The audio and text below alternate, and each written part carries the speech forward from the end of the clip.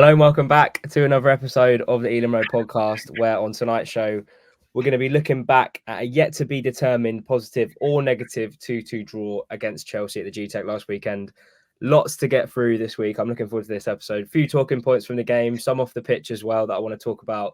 So let's just get straight into it. We've got a full house tonight joining me for a run through of the game and obviously all the talking points that I mentioned at the top. Got Craig. Craig, how are we, mate? Yeah, I'm happy we didn't lose. So hopefully this is a positive one. Good stuff. Dan, how are you? Yeah, all good. Feels like ages since we've just drawn a game. Yeah, exactly. Callum, how are we doing? All good, boys. Raring to go. Perfect. Just before we get going, guys, remember to comment down below with your thoughts post-Chelsea. Subscribe to the YouTube and Spotify channels and also give us a follow on our socials. That's at the Elam Road on Twitter and at Elam Road Pod on Instagram. We'll start with Tweet of the Week. A few contenders this week. I had a few bookmarks already put in. A lot of them are quite negative and focused on what we're going to be talking about in the show. So I looked to the boys for some inspiration. We've got two entrants this week. We've got at Chris BFC with a reply to the full-time result yesterday saying, can never hold a lead for fuck's sake. Terminate Colin's contract in front of his family too. How is he a professional footballer? It's a bit savage. And then we've got one from our very own Callum Maguire. Ivan Toney clearly more interested in his outfit for the Brits tonight than today's game. Says it all about him, really. Callum, were you not one campaigning for Ivan Toney to be Brentford GOAT when we did the player tier list? I was, yes, I was. But, you know, explain yourself.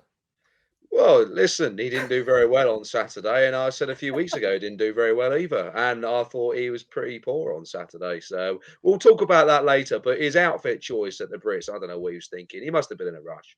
But, you know, honestly. Why was he at the Brits? I want to know why he was at the Brits. I was as confused as anyone.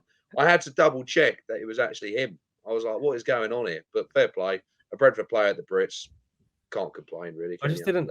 I've got him at the bottom. Because it's just so random. I just like, why? I don't understand. Like, is he that much of a big name now that he's presenting awards at the Brits? Like, I was so confused. I really didn't understand it. But it was the joke about the betting as well, which was quite ironic, wasn't it? And he was like, "No, too soon." I know. Well, for someone who's been diagnosed with a mental illness, I was just like, is that something you really want to be joking about on live TV? That's quite well. Oh well. Let's crack on with Chelsea. First of all, I'm sure you're all as disappointed as I was when I saw the lineup. We'd all been begging for a back five. Not a back five. We'd all been begging for a back four before the game, Dan. Thomas has opted for a back five again. What was your reaction to the lineup, Dan? It was definitely underwhelming, and I even felt the midfield three he went with was also quite a defensive midfield three. So it essentially was a back five and almost three defensive midfielders. And then you kind of thought, how is the supply going to get to Toney and Wissa up front? Because even the wing backs, Rosslev, I think he had a brilliant game, but he's not normally known for, linking up play with the attackers. So I was a bit surprised Jensen weren't starting to at least try and link that midfield with the attackers, but it did definitely seem like we were just trying to get something out of the game, and that we definitely went in with a plan to almost contain them and frustrate them just to get something out of the game, and we knew it'd be ugly. Yeah, Craig, what about you, mate? I know that you had one of the stronger arguments for starting with a back four. How did you feel when you saw the lineup? Honestly, I was not surprised in the slightest. I know we was big advocates for a back four in the last episode. We spoke about it quite a lot, quite extensively, but I feel like anyone who realistically expected a back four should check themselves out, because we knew going into that game that we was going for a back five. And I honestly feel like at that point we could be playing anyone, be it Chelsea or Cheltenham. You know what I mean? We would have gone for a back five the way that we've been recently.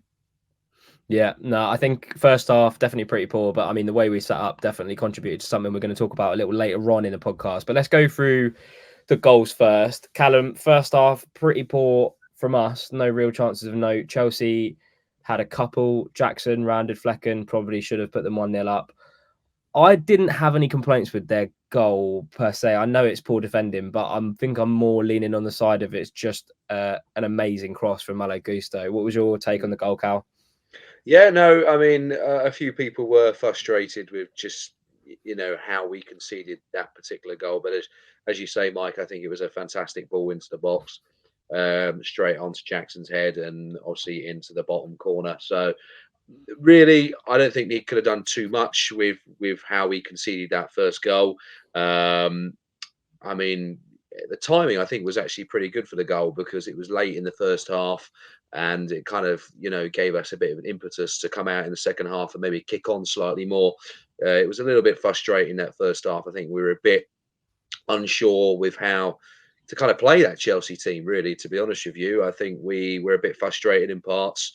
Not too many clear-cut opportunities other than Wissa's, which went round the side of the post. But yeah, no, we couldn't have done much with Chelsea's first goal, to be honest with you.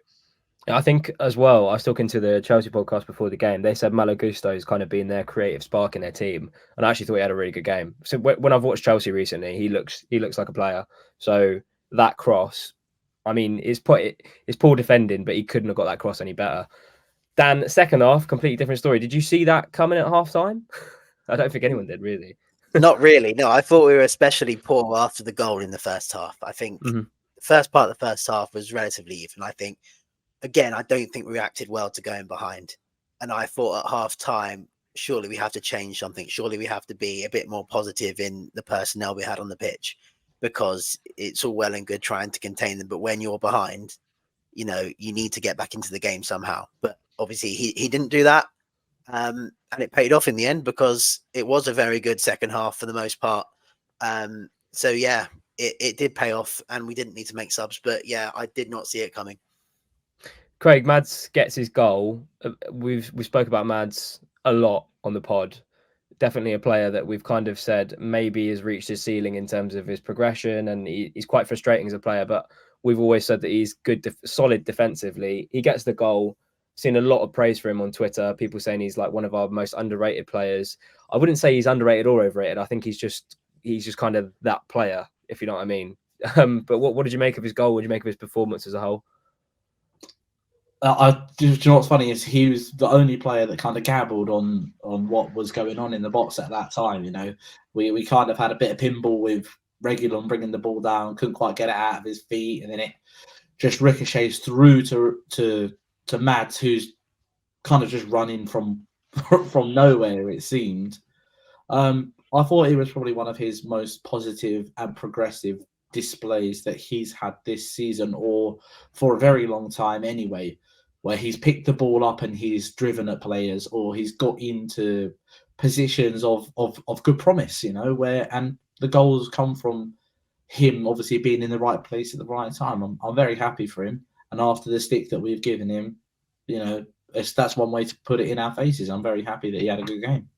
Yeah, let's go on to probably our goal of the season, Callum. Johan Wissa, bicycle kick. Tried it twice already in the game. So that's been made quite a lot of on Match of the Day at least. And also Brentford posted a video of him trying the two in the first half. What are you thinking when he goes for that in the second half? Because I literally remember watching the first half and thinking, you've done this twice now. you better actually, next time you do it, actually put it away.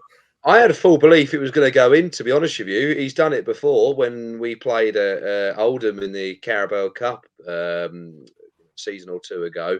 So I had full expectations he will put it off eventually.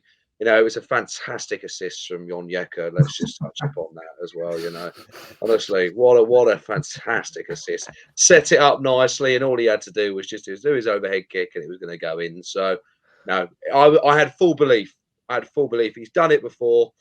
Great finish from Wissa. Great to get another goal for him as well. And it's 2 good goals now he's scored since he's come back. So hopefully a few more now as well. A bit of a selection headache for Frank going forward, with obviously more play with how he's been on his goal scoring record so far, and now Wissa with 2 goals since he's come back from the AFCON. So really pleased.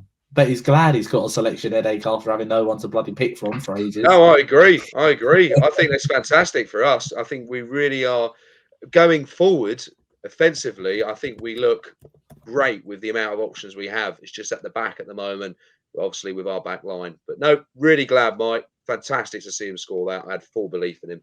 Full belief. Brian and Boomer back in training today as well, I saw. I don't know I think Frank said that he'll feature after the international break. But I'm hoping if he's back on the grass now, maybe we might get to see him before. But Actually, do you know what? Scrap that. Just keep him gone until after the international break. Yeah, don't bring him back early. We need him for the rest of the season. He'll be useful at Burnley. He would yeah. be useful at Burnley. I don't think we need to would. risk him this weekend. Yeah, exactly. Right. Let's right. So we're 2-1 up now in the game. We brought it back from 1-0 down, and we've spoken about it on this pod so many times this season, especially giving away leads, failing to kill games off. But one thing that bugged me in sort of the post-match reaction to this game and the people getting frustrated about us dropping points is that we hit the post twice. I know there are fine margins, and I mean, Janelt and Region, they're not exactly easy chances for them to be putting away, but we've hit the post twice. And during that spell when we're on top, Dan, we've said it before, we need to start killing games off if we're going to get all 3 points. But when it's 2 shots against the woodwork, is it just a case of on another day we would probably be getting that third goal and we would probably be walking away with 3 points? It's just today we just didn't have the luck on our side. Yeah, you're quite right. I think what I'm more frustrated with, I think the second goal was avoidable to an extent. I think Norgard ran himself into a bit of trouble, and then I think Flecken, someone needs to buy him a cap because he probably couldn't see in that second half. And that may have contributed to him not holding the shot that eventually led to the corner. And then I think we also got a bit caught with the early corner. So it was a bit of a catalogue of kind of like errors for their second goal, which I think is the issue. And I think I also heard that we've conceded the most headed goals in the league now. So there clearly is some kind of issue with us conceding a lot of headers. And now I think about it, I think especially early in the season, we did concede like a lot of back post or front post headers. So it has been a bit of an issue for us this season. Craig, how did you feel about not taking the 3 points? We're going to talk about it in sort of the bigger picture and some of the post-match reaction I've seen. But in terms of that game and dropping, is it 2 points dropped or is it a point gained? Before the game, I would have said that's a point gained, but at 2-1 up and looking to be in control of the game, it looks like 2 points dropped. However, I will go for it's a point gained, and it's a valuable point considering, again, we've been incredibly lucky with results going our way. We've been on this losing streak. We've been on a terrible run, but teams around us seem to be matching the terrible run that we have been on, which has kept us out of the relegation zone. And still, 2 3/4 seasons into the Premier League, I'm going to touch wood for everyone. We still haven't been inside the relegation zone. I'm touching, but we said this at points last season when we was going through a lull. We said this at points in the first season when we was going through a lull. We didn't drop into the relegation zone. I think the bottom 3 is set now. I don't see Luton coming back, and I'm saying that out of optimism rather than being as pessimistic as I have been recently with some of my own thoughts. But we all would have gone. We all would have taken a point before that game. We all would have just don't bloody lose. That was what I was going in with. Yeah. Just don't lose. I mean, if we'd have lost, Jesus Christ, the head loss, that would have been a spectacle. Callum, I see you wanting to come in there. No, I think Craig, don't speak too soon about I'm touching wood, mate. I'm touching wood. No, I think the key thing with us, with Luton, they've got their game in hand coming up very, very soon. A week today, in fact, against Bournemouth. I think it's a very key week coming up now. I think it will kind of see how things kind of go forward as such. And even us playing at Burnley, I think that will have some kind of say on how we go. If we can get to 9 points and Luton lose their game in hand and everything like that, I think we're okay. Touch wood again, touch wood. But I think going back onto what you asked there, Mike, about Saturday, I actually am disappointed, to be honest with you. Now, some might disagree with me. You're more than welcome to do so. I'm sure many do. But I actually think with the way Chelsea are playing at the moment, and the goals they can see, I know we can see goals as well, but that Chelsea team were there for the taking. They've turned on their manager recently. They were turning it against their manager even on Saturday. Like that when we were 2-1 up, I think personally we had enough quality on that pitch to see it out. So for me personally, I was frustrated that although we gained a point, I personally think it should have been 3. And even after Chelsea equalised, we had a few opportunities. Tony had a good opportunity. It should have passed it out wide. I'm disappointed, Mike. Some may sound a bit too greedy, but I'm disappointed we didn't get 3 on Saturday. I think Chelsea were there for the taking, for sure. I think it's easy to say that Chelsea there for the taking, but I've seen just a lot of people saying this Chelsea side is struggling. We can't forget, right, that this Chelsea side should have just won the Carabao Cup Carabao Cup final against Liverpool, who are looking like they're they're definitely in the hunt for the title, looking like they could win the league.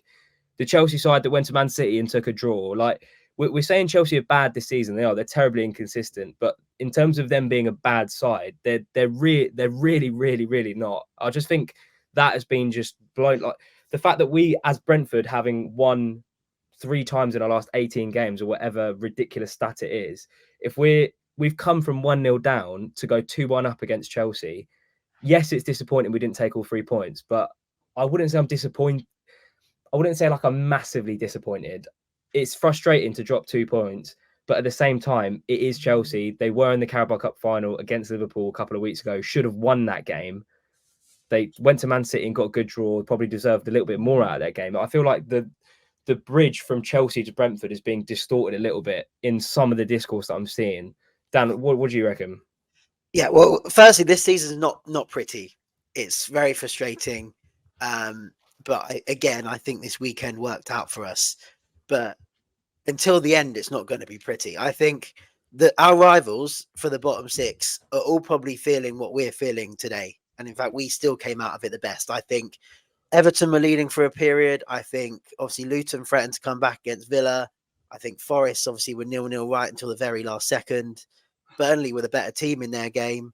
I think I've forgotten someone. I think Palace were winning at Spurs, I think, up until a certain period. So I think all the teams around us, threatened to get something this weekend, but none of them did apart from us in the end. So I think we just got to look at it like that. I do think Chelsea weren't, we've seen all the big teams come to us. They certainly weren't as impressive as the very best teams.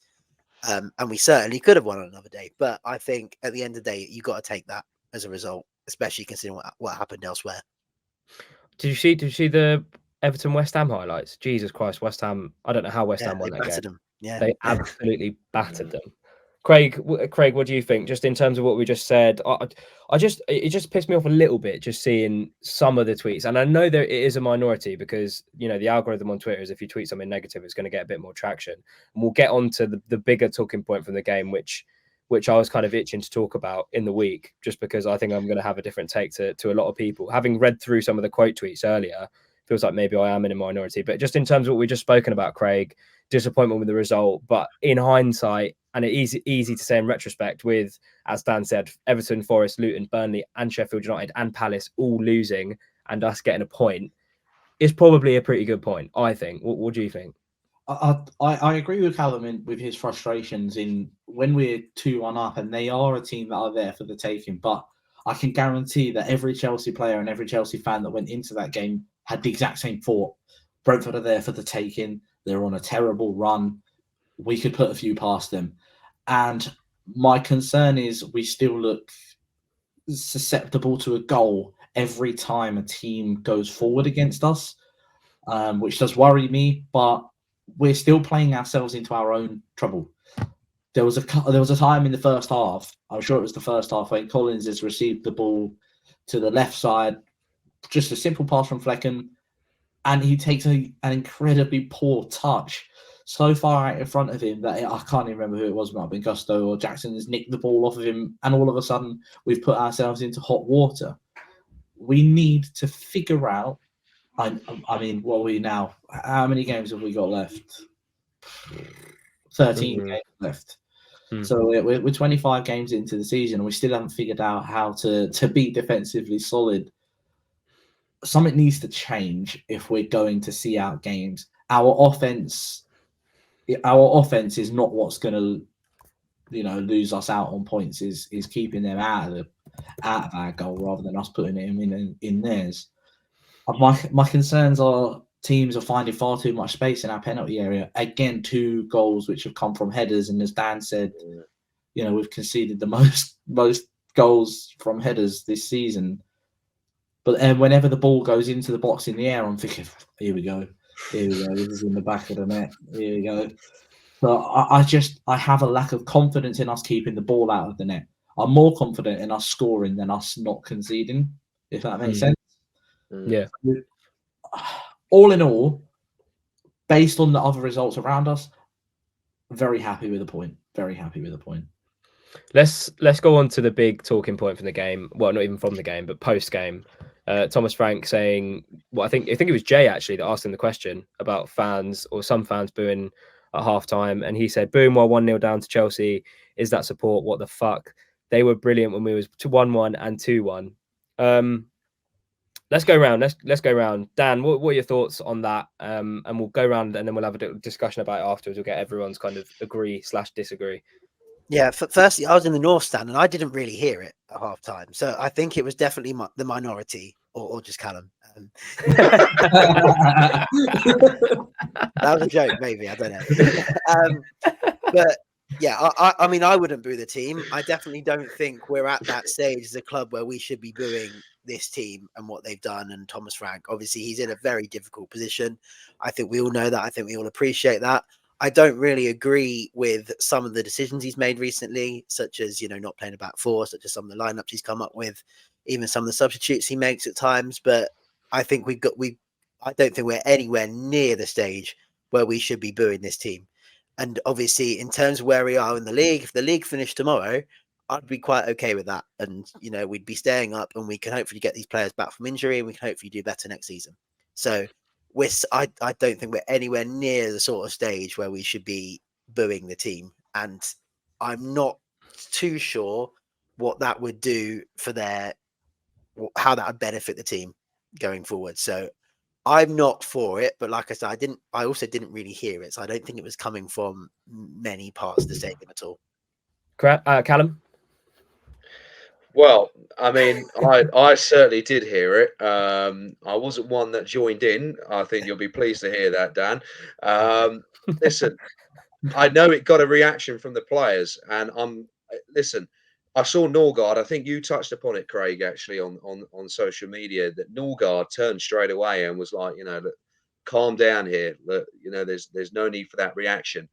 But I'm along the lines. Look, I don't mind losing football matches, but when you're not playing to a standard, I think anyone has a right to boo. Whether I'm not saying that was a right decision or not on Saturday, I'd probably say it wasn't. Obviously, we're only 1-0 down to Chelsea. That's fair enough. But I think if you're losing a game of football and you're not playing very well, I think you have every single right to boo. Now, people may say that's wrong. But I remember, here's an example last season where we played Aston Villa and we were 3-0 down after 10 minutes. Now, I did boo that day because I thought that was a bloody shambles. And some guy turned around to me at Villa and said, "Don't boo them." I said, "So what, are you happy about losing 3-0 to Aston Villa after 10 minutes and you think that's acceptable?" No, I've come here, paid a lot of money, and I want to see a good performance. I don't mind losing, as I say, but playing good football. But no, I don't agree with it on Saturday. I think there's a time and there's a place. But booing in general, I think anyone should be entitled to their opinion. And there has been some strong words said on social media. I don't know if people have said, particularly on Facebook, where people have said, "You're not welcome at the club." I don't agree with that either, to be honest with you. Each to their own. Let them do it. If you don't agree with it, fair enough. Listen, I think if I was doing my job badly, I expect to be told at the end of the day. So, it's all to the same, isn't it? But, I can understand the frustration. The team wants to do well, and we're not having the best of seasons at the moment. I can understand that. I also think Thomas needs to be a bit careful with his words. I don't know if you agree with that, anyone in here. Like, you don't want to lose the fans in any way, saying, come and speak to me if you disagree with, I don't agree with you, booing and all that kind of stuff. I think you've got to be very, very careful on what you say. I don't know if anyone, this is one for the topic out there as well. I don't know if anyone saw very recently in Germany, I think it was, where a supporter from the hooligan section came onto the pitch and gave a bollocking to every single player. Like, you, that would be me. That would be me. But no, short answer to your question. A time and the place. Not right on Saturday, but booing in general. Look, I don't have necessarily a problem with it. Some may disagree, but yeah. Again, Craig? I've kind of got the same viewpoint on booing as I have leaving early. It's completely down to the person. This season they broke me as a football club. They've broken me this season. I've left more games this season early than I've ever done, ever. So because I can't bear it. But my dad and I, obviously, Dad's been on the pod before. After the Villa game, that was. If anybody's interested in that for one reason or another. Well, he and I are both of the agreement that I would rather not be in the stadium than be in the stadium and hear people booing. I'm not for booing, but I am for leaving. So for West Ham, as soon as that fourth goal hit the back of the net, I was out for West Ham because I thought there's going to be boos at the end. When we went 4-1 down to Wolves, I was gone because I was certain there was going to be boos at the end. And again, when we went 4-1 down to Liverpool, I thought we're gonna hear it. I'd rather not be in the stadium than be in the stadium and hear the boos because the boos would frustrate me. But I agree with Callum, and I think it's each their own. It's each their own. If you go to the theatre and the show is shit, you'd probably boo then, wouldn't you? You pay your money to do these things. It's an entertainment business at the end of the day. You pay to be entertained. You pay to go there to be entertained. And when you're not, you have every right to voice your opinion. And as a spectator and as a fan, the only way you can really do that is by booing or throwing out obscenities. Do you know what I mean? If Thomas Frank didn't enjoy hearing that, he should have been at Dagenham away on a Tuesday night in League One when we lost 4-1 to them, and they hadn't won for about 3 months, and they beat us 4-1. And then the players had to come past the away end to get into the dressing rooms. Oh my! I've never seen a reaction like that. Thomas Frank would be having kittens right now. I'll tell you honestly. Did anyone go to that game? Oh my word! It was a shambles. Can't say that I did. Dagenham away in League One. We had Simon Royce in goal. Here's one for the forum out there. I'll tell you, it was a Tuesday night. Simon Royce in goal, 4-1. It was an absolute shambles. I'll tell you honestly. And Andy Scott quickly got fired. So I remember going to Dagenham for a 6-6 draw. Went to the 6-6 Carabao Cup or whatever the cup it was then. I think I went to Dagenham when the floodlight broke and the game was postponed. Or so. I think that was League Two promotion season. That was League Two. It was on Sky Sports on a Monday night, and then it got called off. And then we played them again. We finished the game off at that time, and of course, then the floodlights went out then as well. So luckily, we've not had to go back there. Touch wood, I never have to go back. It was an absolute dump of a place to go. Well, I'm glad we're talking about this. I don't want to take this into a happy clapper kind of direction, but the fact that we're even talking about the times when we're in League Two and we're booing at home, and to be completely transparent, I agree with Callum and Craig and Dan in that each their own. I think there's a time and a place, and there are points where Brentford fans will pay a lot of money to go and see Aston Villa away, for example, and you're 3-0 down within 10 minutes. But to be booing against Chelsea at home, and I think the important thing, right, to remember is that this season, the amount of injuries that you cannot plan for in a season, in terms of Rico Henry being out, Brian Mbeumo being out, Ethan Pinnock being out, Matty Jensen being out, Joshua Silva, like the list can go on. You can't account for that in a season. Yes, the club could have done better in the January transfer window, but we also can't account for the injuries that we've had post-January transfer window. And I just think being 1-0 down against Chelsea in the first half at home, why the hell weren't we booing, when we were 2-0 down away at West Ham on Monday night within 5 minutes? It's just like, I don't agree with the booing on Saturday. Yes, but I do agree with you, Callum. I think Thomas Frank could have worded it a little bit better in his post-match rather than go for the fans and be like, that's not support. He could have said, what do you want me to do, guys? We've got 7 first-team players out who would normally be in contention to start, and we've been hamstrung by injuries the whole season long. No, absolutely. Thomas Frank, honestly, he's got to remember in there as well. We've had quite a few losses in there when we shouldn't. I mean, Sheffield United, you look at the shambles of them last night. I mean, I think the reaction, fans were very sympathetic after we lost them at Christmas. And again, I know it was only 1-0, but with the form they were on at the time and how they were playing, like, I mean, I left the ground very early on that day. I within I think 85th minute or something because I couldn't see us coming back. But I think he was very, very lucky not to get a reaction from the supporters that day. That was diabolical. Burnley, I think this now. I'd like to hear him after Burnley. Now, God forbid we don't lose to Burnley in a few weeks' time. But say, for example, again, we have a scenario we're not playing very well at Burnley, and again, they've not won for how many games now? I think they did a stat on it last. I think it was 12 games or something like that at home. You know, Questions coming in. Hang on, I'll tell you. Thank you very much, Craig, the man himself, the statistician. What does he have to say? That I know. Look, you know, I mean, I'm expecting a reaction from the fans if we don't even get a positive result against Burnley. Like, you know, we've got to go there and win. And you know, will we have this same argument where people are unhappy about people sharing their opinion? You know, if we go and lose to someone like Burnley in a few weeks' time, you know, who knows? Who knows? But it's, you know, each to their own again. Each to their own. There's no kind of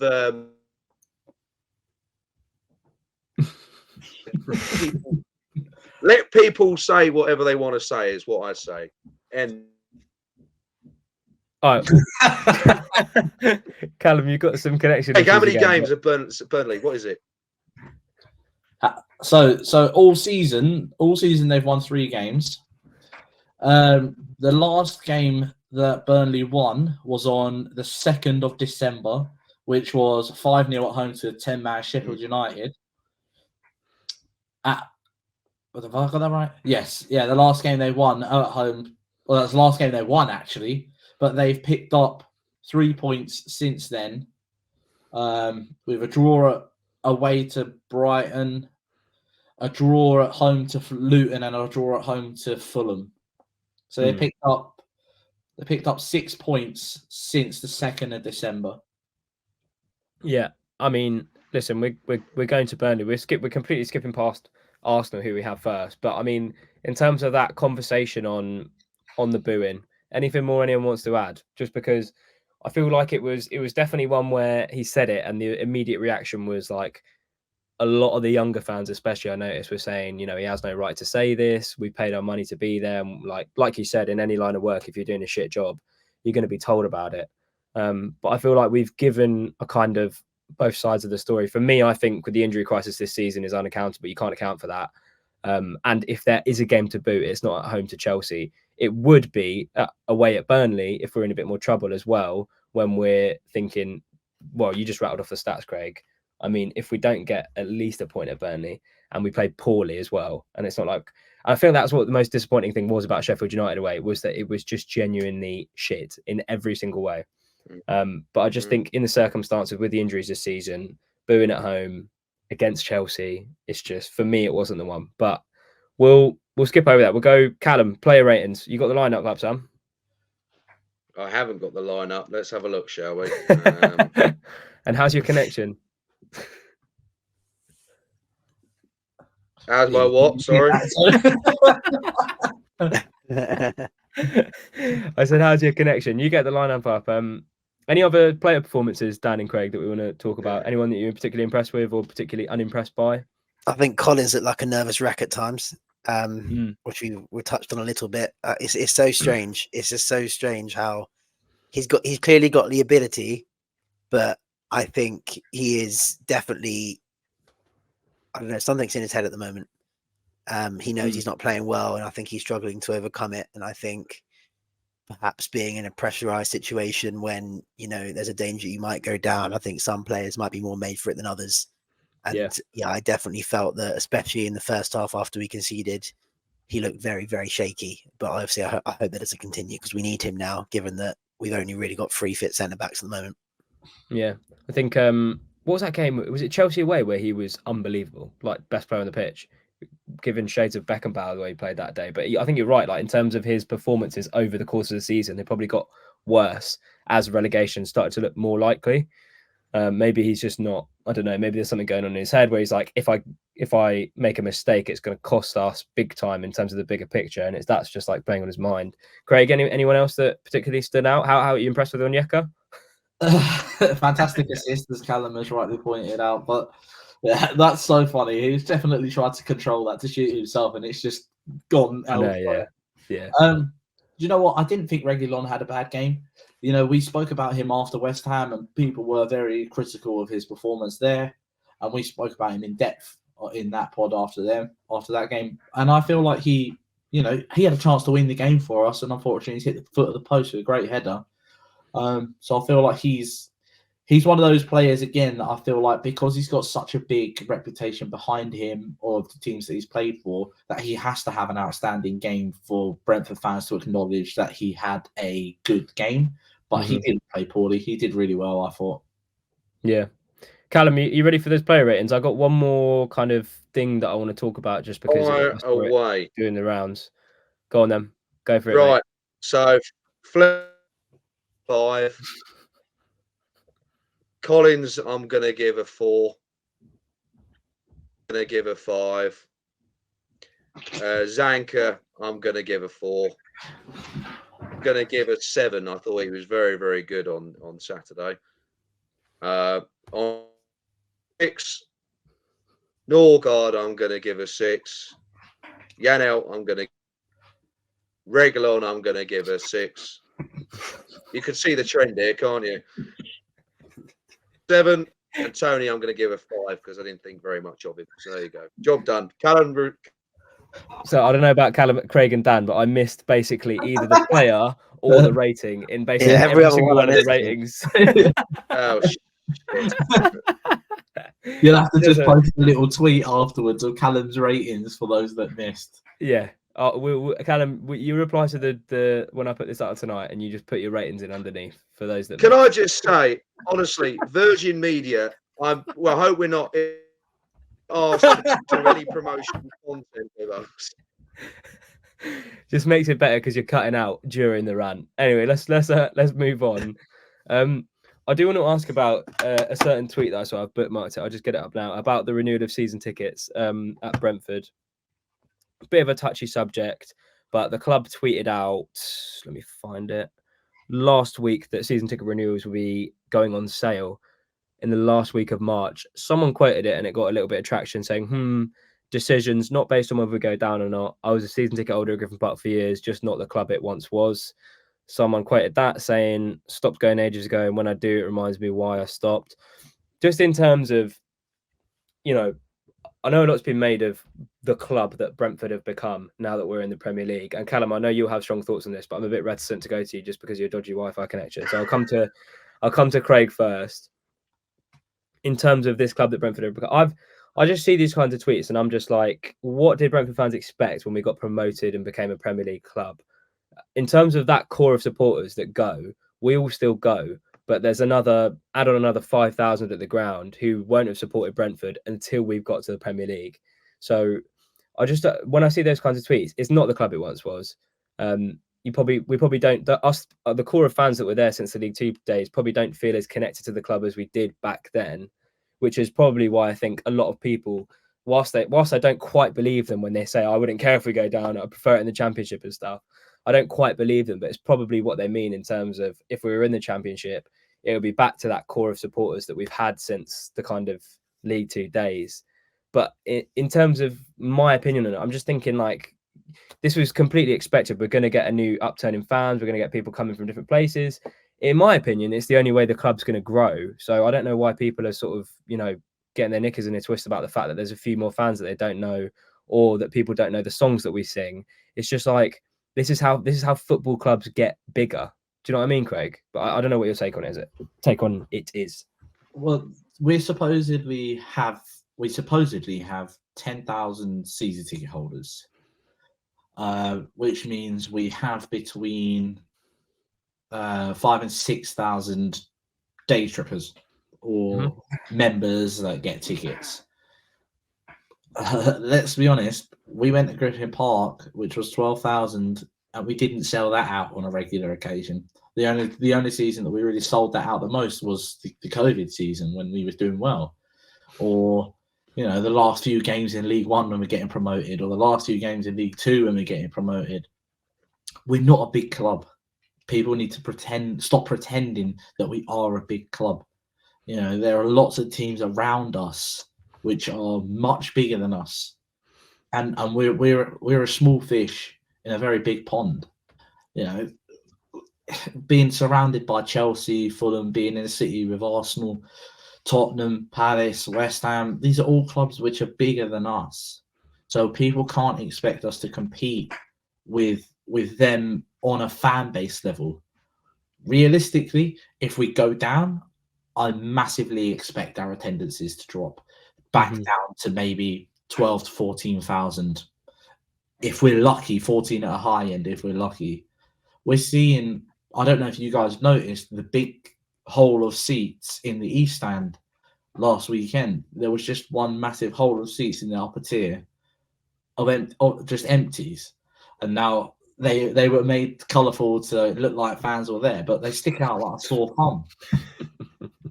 They stick out like a sore thumb. It's so obvious. We were never going to be the same club that we were going to be when we was in League Two, but we was not going to be that same club when we got promoted to League One. We weren't going to be that same club when we got promoted to the Championship. The club itself needs to adapt and overcome the challenges which are presented to it at the time, which means we need to have more fans from the local area or day trippers.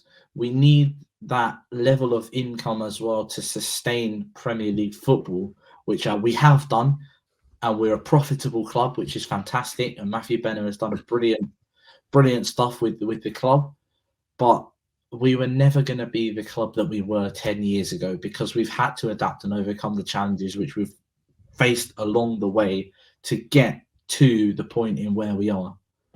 And the next step as a club, if we stay in the Premier League, is a push on. Crazy to think, is to push on to European football. And should we get European football, the whole club aura will change again. Because if we miss out on European football the season afterwards, it will become a toxic place in the way it has done now because we're not being successful in a division we've been in for 2.5 years. Callum, People need to level out their expectations. Yeah, I think, Callum, what do you reckon on the whole, like, new fans, people saying they're not going to renew their season tickets because they're sick of new fans in the stadium or the day trippers, as Craig put it? What do you reckon on it? Because I know you've got kind of strong thoughts about it. Look, I mean, change. I'm not very good with change, and of course, you know, I don't like necessarily day trippers being around the place. Sometimes we had a few on Saturday, for example, who I clearly knew were Chelsea fans and or just had very little interest in Brentford in itself. Now, I don't mind you people coming to the club or day trippers who have an interest in Brentford who will get involved in the ethos and everything to do with what the club wants to be. But the people who are there just to have a day out and have no interest in how the club operates, I don't want them there. Simple as that. It may seem harsh, but simple as that. Though we see some people turn up in like their club teams from abroad and stuff like that. I'm like, why the bloody hell are you doing that? Like, you know, go and buy yourself a Brentford shirt. Go and buy yourself a scarf. Go and put some money in the club.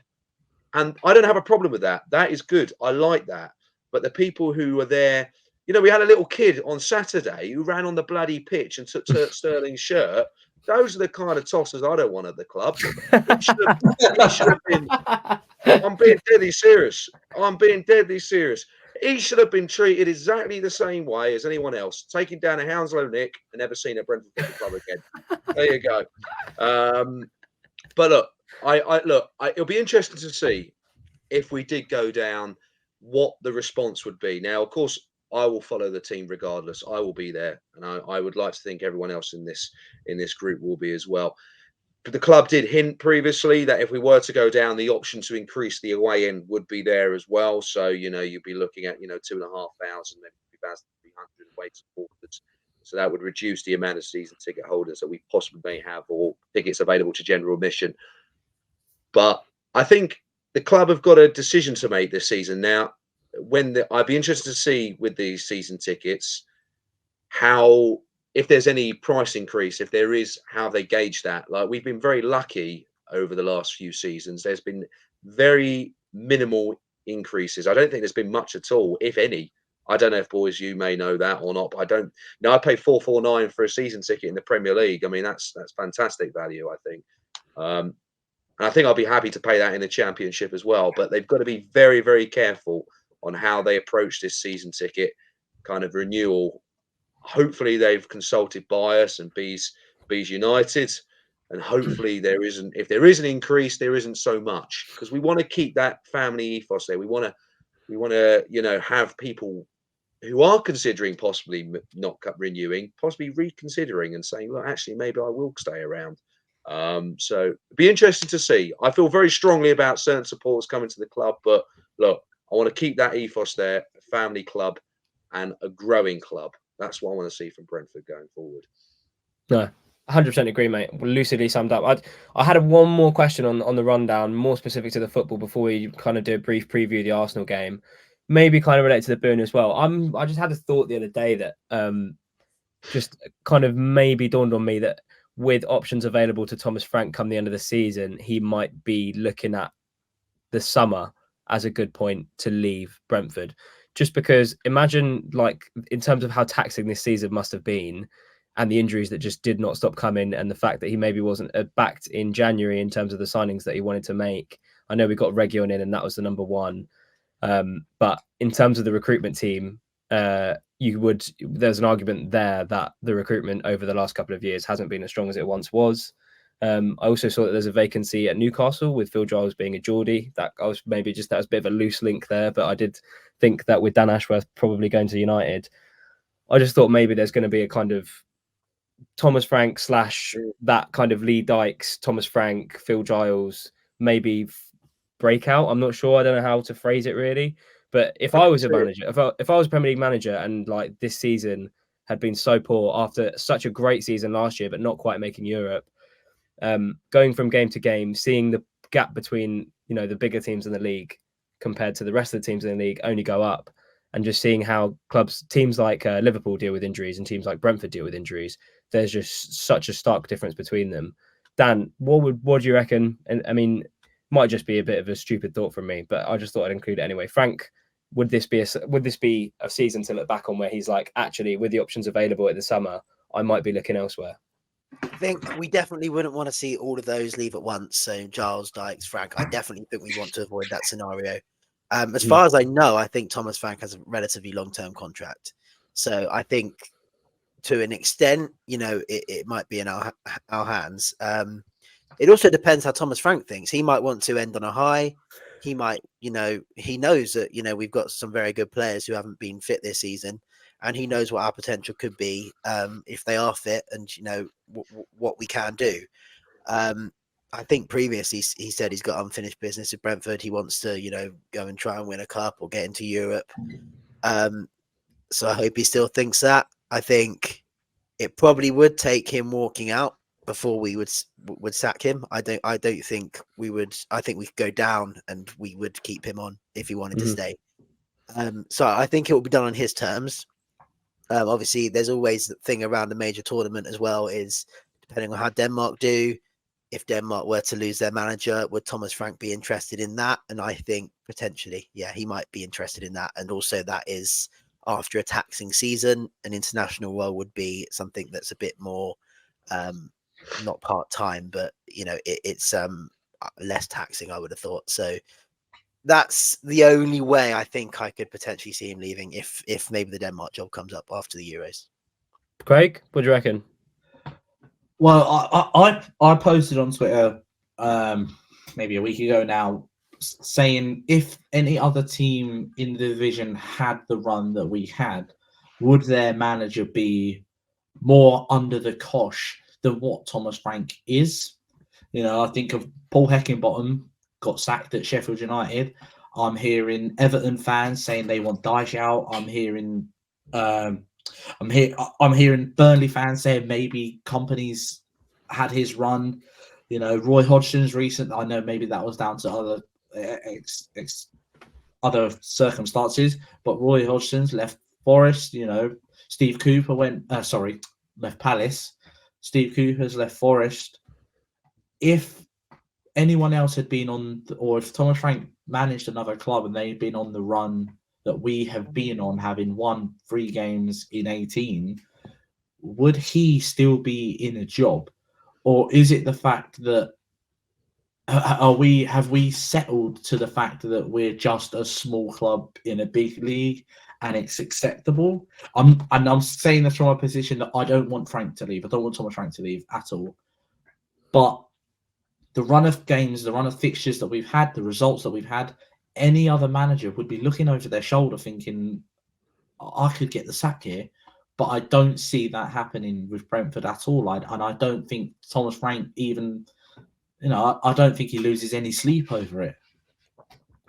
I think for sure, in terms of the journey that we've been on with Thomas Frank, I for one can't imagine another manager being at Brentford now. It feels like Thomas Frank's been here for so long. To just see someone else in the dugout would just be a weird thought.